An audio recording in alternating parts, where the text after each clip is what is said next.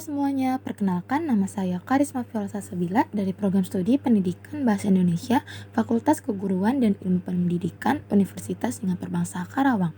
Jadi di video kali ini, saya ingin menjelaskan tentang teknik dalam renang gaya dada dan renang gaya kupu-kupu. Yang pertama ada renang gaya dada atau yang biasanya disebut dengan gaya katak. Jadi renang gaya dada atau yang disebut dengan renang gaya katak adalah berenang dengan posisi dada menghadap ke permukaan air, menggerakkan kaki ke arah luar seperti gerakan menendang, bersamaan dengan menggerakkan kedua tangan ke samping yang bertujuan untuk menghasilkan pergerakan yang lebih cepat. Berikut langkah-langkah teknik dalam renang gaya dada. Teknik pada renang gaya dada, yang pertama ada posisi tubuh dan kepala. Posisi tubuh dan kepala yang benar bertujuan untuk meningkatkan teknik gaya dada secara keseluruhan. Saat berada dalam air, posisi tubuh harus lurus dengan permukaan air dan kepala menghadap ke depan sejajar dengan tubuh. Kemudian juga posisi bahu, pinggul, dan kaki harus sejajar, tapi miringkan sedikit tubuh bagian belakang untuk menjaga gerakan tendangan kaki tetap berada di dalam air. Selain itu, kita perlu menjaga kondisi bahu dan leher untuk merilekskan mungkin, membantu gerakan lengan dan mengurangi ketegangan. Saat melakukan gerakan lengan meluncur ke depan, posisi kepala sedikit menunduk untuk mencegah hambatan air. Yang kedua, ada teknik gerakan tangan. Langkah-langkah berikut ini untuk melatih teknik gerakan lengan. Yang pertama, dari meluncur dan posisi tubuh lumayan stabil. Gerakanlah kedua lengan membentuk lingkaran keluar tubuh. Yang kedua, cobalah untuk tidak membuat gerakan lingkaran terlalu lebar, karena sebagian besar gaya dorong berasal dari kaki, bukan dari lengan. Yang ketiga, setelah membentuk satu lingkaran penuh, satukan kedua telapak tangan pada dada bagian atas. Dan yang keempat, luruskan kembali kedua lengan ke depan dengan kedua telapak tangan berdekatan. Lalu mulai kembali gerakan lengan. Yang ketiga, ada teknik gerakan kaki. Panduan teknik gerakan kaki pada renang gaya dada. Yang pertama, setelah meluncur dalam posisi kedua kaki lurus, tekuk kedua lutut ke bawah hingga tumit mengarah ke bokong. Kedua telapak kaki juga mengarah ke permukaan air. Kedua, posisi kedua lutut terbuka sedikit lebar dari pinggul, menghadap ke bawah dan berada sedikit di belakang garis pinggul. Yang ketiga, kemudian lakukan tendangan menyapu keluar dan ke belakang dalam gerakan lingkar. Jaga kaki dalam posisi kuat dan tidak longgar. Yang keempat, satukan kembali kedua kaki dalam posisi lurus ke belakang, sementara lengan juga lurus ke depan untuk menghindari hambatan air. Yang terakhir ada teknik pernapasan. Langkah-langkah dalam teknik pernapasan sebagai berikut. Yang pertama, saat kedua tangan berada di depan dada, angkat bahu untuk mengeluarkan wajah dari air untuk menarik napas. Yang kedua, angkat kepala secara alami dan jangan paksakan untuk menghindari sakit punggung.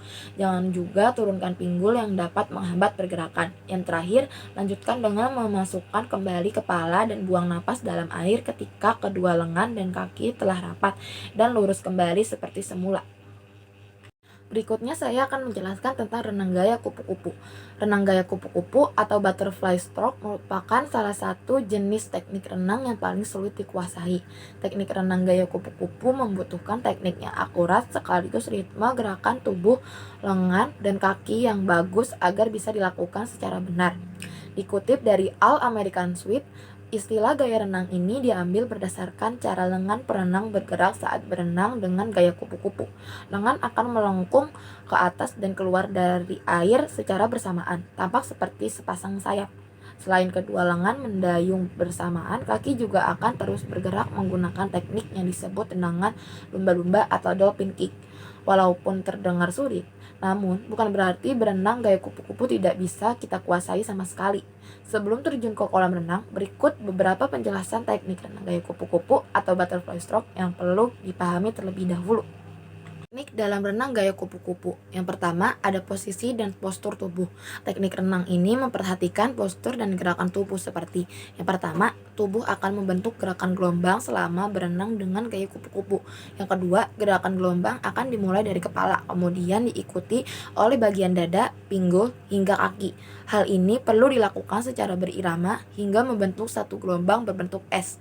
Yang ketiga, posisi kepala bervariasi, yakni tepat di bawah air saat membuang napas dan dagu menempel pada permukaan air sambil menarik napas. Dan yang keempat, pastikan saat kepala di bawah air, pinggul terangkat ke permukaan. Sementara saat kepala berada di permukaan air, pinggul yang akan turun ke bawah.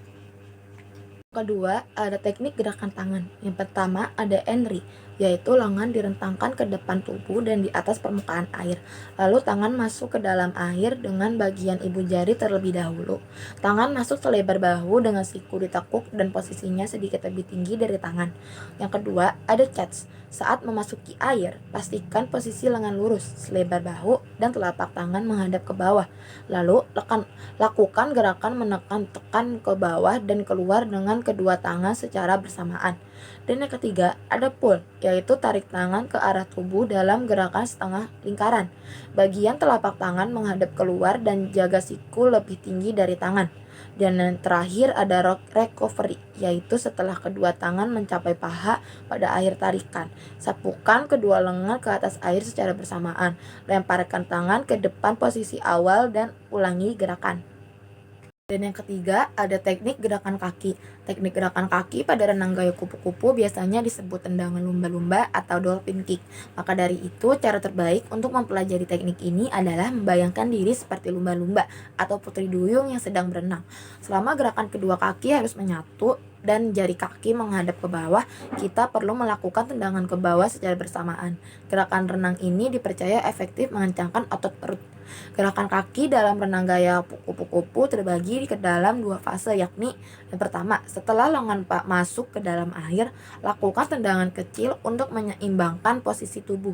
Dan yang kedua, saat lengan ke atas permukaan air selama phase recovery, lakukan tendangan besar untuk mendorong tubuh ke depan karena momentum yang hilang selama fase ini.